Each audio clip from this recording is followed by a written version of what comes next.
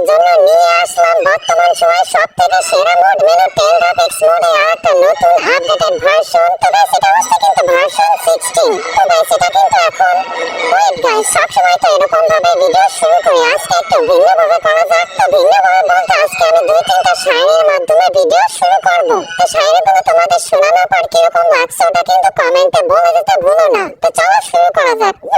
মানুষ ওই দিনই মরে যায়, কি মানুষ ওই দিনই মরে যায় যেদিন মানুষ ইন্তেকাল করে।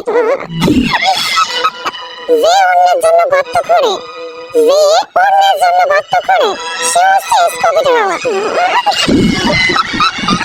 তুমি যেদিন পরিশ্রম করে শরীর থেকে ঘাম ঝরাবা, পরের দিন তোমার শরীর থেকে দুর্গন্ধ বেরোবে।